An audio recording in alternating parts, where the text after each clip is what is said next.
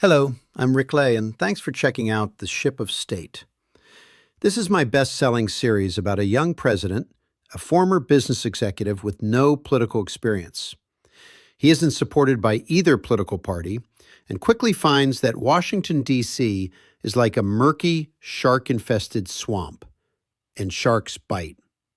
Books 1 to 5 carry the story along, and the series was so successful that I added Book 6, which is slightly shorter but a prequel about how it all began. I hope you enjoy the story, and I won't make you listen to my voice, but a much nicer one. Enjoy. Hello, Jeff. Any news? Don Burlington barked into his cell phone, still nearly out of breath, having just returned from a brisk jog in the Maryland hills on a snowy January afternoon. The familiar voice of an old friend, Jeff Zirkman, was on the other line. Well, Judge Masterson has reviewed the decree, approves it, and will make it official when he signs it at 8 a.m. tomorrow. Of course, that's Mountain Time, so that would be 10 a.m. Eastern. Then it becomes final. As his friend and personal attorney talked, Donald Burlington slipped off his jacket, looked down at his desk with papers neatly stacked, and a laptop opened off in the corner. He slowly opened the top right-hand drawer of the desk and took out a thick blue folder with the words, Divorce Decree, in bold print. As he looked at the blue binder, Donald Burlington had a sad but resigned expression on his face. After nearly 23 years of marriage, Donald and Patricia Burlington, Don and Patty, finally decided to get a divorce.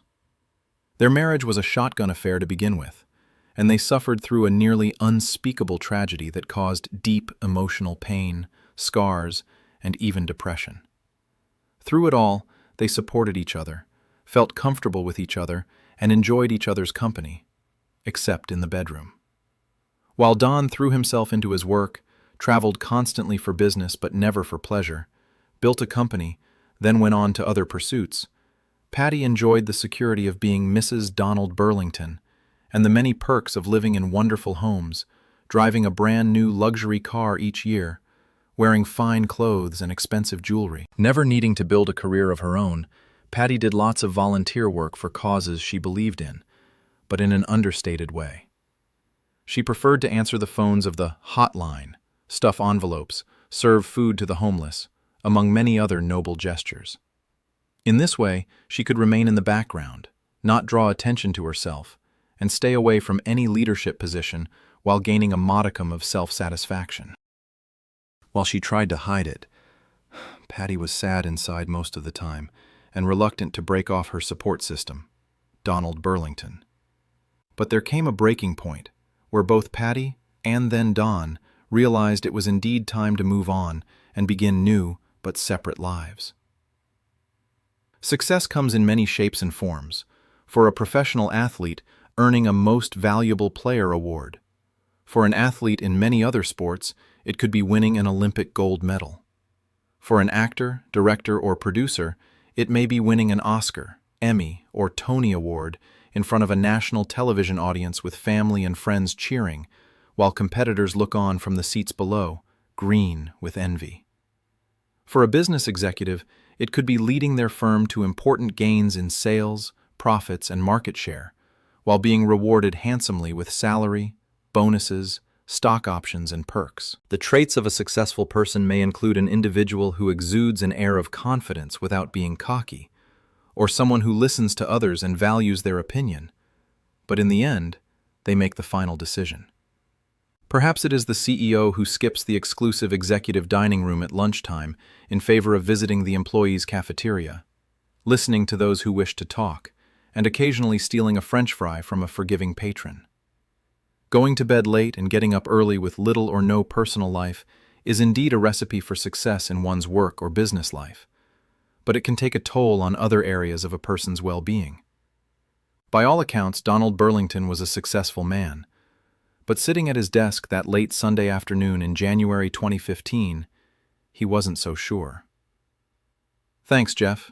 Let me know tomorrow when it is final, and thanks again for all your help. Donald Burlington slowly put down the phone, and his mood cheered slightly when he heard a familiar female voice call out, "Hey, Don, we've got a few hours to kill, and you need to relax and stop working for a while. I've got a great movie for us to watch, so just chill out for once. Dawn slowly got up from the desk, secured the thick blue folder back into the top drawer, and walked over to the great room, a part of the main lodge with couches, overstuffed chairs, and a large screen TV with a movie ready to begin on the big screen. He sat down on the couch near Amy, a very attractive woman, a few years younger than he, dressed in a black skirt, hiked several inches above the knee, accompanied by a simple bright yellow top that showed a hint of cleavage. Amy moved over on the couch until they were shoulder to shoulder and picked up the remote to start the movie, The Other Boleyn Girl.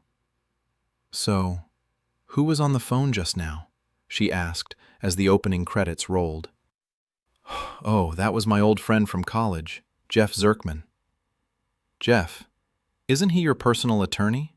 she continued with a hint of interest, why he would talk with his personal attorney late on a Sunday afternoon. Dawn replied with a simple, "Yeah," clearly not wanting to continue the conversation. "What did he want?" "Just to say hi. We try to keep in touch every so often. So tell me, how's Christy? Is she as pretty as ever?" Dawn replied, trying quickly to change the subject. "Christy? Oh, she's fine. And of course, she just had her 16th birthday and wanted to thank you for the card and gift." "What did I get her? I forget." "You, or should I say your assistant, got her a beautiful necklace and she loves it. It came with a nice card, so you can thank your assistant for being so thoughtful." "I'll do that tomorrow. So where is Christy? Is she with that deadbeat husband of yours?" he asked, shaking his head, having heard many stories of the jerk Amy married. "My ex-husband, and no, Christy is staying with a girlfriend. She and her friend's family are taking an enjoyable trip up to the Grand Canyon for a few days." "So, is Carl still trying to get out of support payments?" "Of course, but what else is new? He's always complaining that he's broke, the jerk." Dawn looked over at Amy and smiled as their shoulders rubbed together. "Let me know if you need any money. I'll be glad to help." Amy smiled back at the taller man sitting next to her and shrugged her shoulders before saying, "No, we're fine. My job more than pays the bills, and we've gotten used to living on the cheap." "When do you fly next?" "I have a few 3-day trips coming up over the next several weeks, then some vacation time, and I think I'll take Christy to Cancun." "Why don't you stay in the U.S. and help our GDP instead of adding to our trade deficit?" "Good God, only you would think of the economic impact of our little vacation. You're such a nerd." Amy lay her head on Dawn's shoulder, removed her shoes, and folded her legs until her feet were under her on the couch as they concentrated on the movie. Dawn's eyes looked at the screen, and through the early part of the movie, he became interested in the dark-haired actress playing Anne Boleyn in the movie about Anne and Mary Boleyn, the sisters who each captivated King Henry VIII of England. He watched her closely for a long time, and then when he finally nudged Amy, who was half asleep, he said, "Who's that actress?" By the time Amy opened her eyes and looked up, the blonde-haired Mary Boleyn was in a close-up on the screen. "Oh, that's Scarlett Johansson," she said in a somewhat sleepy voice. "Isn't she the blonde?" Dawn replied. "Yeah, that's Scarlett Johansson." "I meant, who is the dark-haired actress, Anne Boleyn?" "Christ, that's Natalie Portman, everybody knows that," Amy exclaimed, as she turned in amazement to the clueless guy sitting next to her. Dawn just smiled and shrugged his shoulders. "Natalie Portman? I've never heard of her." "You've never heard of Natalie Portman? Have you been living under a rock?" "No, I just don't see many movies," he replied with a chuckle at Amy's reaction. "For heaven's sake, she is an Oscar-winning actress, and she's been in dozens of great movies since she was a little girl."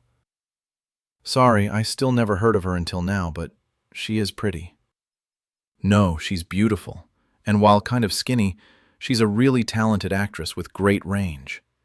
She was in the 3 Star Wars prequels. She played Queen Amidala." "Sorry, I've never seen any of the Star Wars movies, the originals or the prequels." "My God, you have been living under a rock for a long, long time. I think Natalie is from Israel, but came to the U.S. as a little girl. She stays out of the tabloids, so that's probably why you haven't heard of her." "Yeah, I try to read the tabloids every day to see what's going on with the beautiful people." Hilarious. But you need to get a life beyond your work. Let's watch the movie. Then I do have to get back to the office. Amy replies, It's Sunday night. Give it a rest. While watching the movie, Donald Burlington looked down to see Amy's shapely legs with her skirt hiked up high on her thighs, then looked to see a bit more cleavage showing from Amy's yellow top. He moved in his seat as she stirred slightly, and then she fell back asleep with her head on his shoulder, with her light brown hair against his left arm and flowing down to his chest. Near the end of the movie, Don looked up at the screen to see Anne Boleyn's head being chopped off, and then looked back down at a sleeping Amy and smiled. Then, as the final credits were rolling, Don shook the sleeping beauty next to him. Amy, wake up. The movie's over and we've got to get going. Oh, I must have fallen asleep. So how did the movie end? Natalie lost her head. That's too bad. I think you were getting interested in her. But now, without a head, you would only have that skinny body to play with. Dawn got up from the couch and looked down as Amy's feet once again hit the floor. Her skirt was high on her thighs, and, as she leaned forward, the deep valley between her breasts once again came into his view, but he glanced away.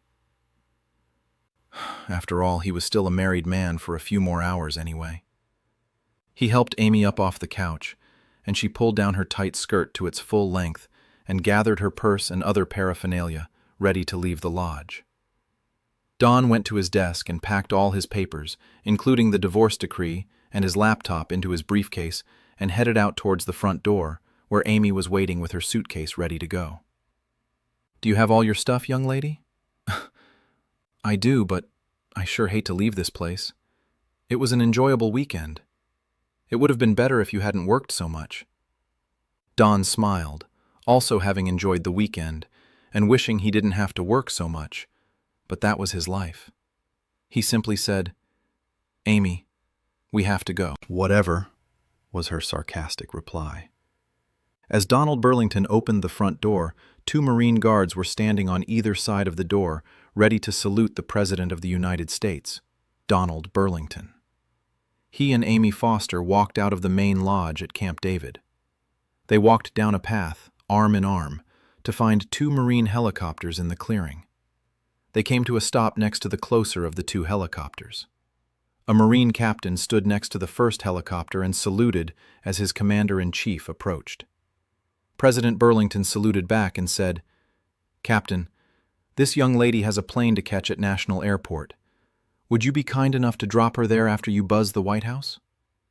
It would be my pleasure, sir, the captain replied with a smile and another salute. The president saluted back, then smiled at Amy while leaning in to give her a kiss on the cheek. She placed her arms around the president and gave him a quick peck on the lips, and then whispered into his ear, Thanks for a wonderful weekend. We'll have to do this again soon, he whispered back into her ear, then said, Gotta go. Have a safe trip home and give my love to Christy, he replied with a smile that she returned in spades. The president and Amy got into different Marine helicopters that took off from the Maryland mountains and headed to Washington, D.C. Whenever the president traveled in Marine One, the name of the helicopter carrying the President of the United States, there was always a second helicopter flying nearby as a decoy in case of a potential terrorist attack. Only this time, the decoy carried an attractive woman who shared a somewhat relaxing weekend with the leader of the free world. The president looked out the window to see the beautiful landscape of the tree-covered hills that soon turned into the suburbs surrounding the nation's capital. As the chopper got closer to the center of the District of Columbia, the historic monuments came into view and, at dusk, were stunning sights. As one helicopter slowly descended, then landed on the south lawn of the White House, the other, carrying Amy Foster, veered off and heading to Reagan National Airport. One of the most magnificent sights of all happened as nighttime turned into dawn in the nation's capital, especially in mid-January, when the temperature hovered around the freezing mark, and a slight bit of frost shimmered off the light-colored stone of the federal buildings throughout the district. A sheen reflected off the Washington Monument, standing tall on the mall just south of the White House. Just to the right, looking south from the White House, was the Jefferson Memorial shining brightly, with lights twinkling in the waters of the tidal basin just in front, and being observed by a tall stone statue of Thomas Jefferson in the center of his monument. I hope you enjoyed Chapter 1 of Book 1 of The Ship of State. The full series is somewhat like a wonderful movie called The American President, starring Michael Douglas and Annette Bening. In that movie, Martin Sheen played the role of Chief of Staff to the President, and later he went on to star as President Josiah Bartlet in the hit TV series The West Wing. Both the movie and TV series were created by Aaron Sorkin. I hope you enjoy The Ship of State, and there are links below. Also, one of the key elements of The Ship of State is the 10 core principles of American governance. The core principles define not only what the government can do, but what it should do, and just as important, what it should not do. In doing so, they reaffirm a timeless truth. Freedom endures only when individuals and institutions alike accept the discipline required to preserve it. I hope you'll sign up to get your own copy of the 10 core principles of American governance. Thanks again, and hope we'll connect soon.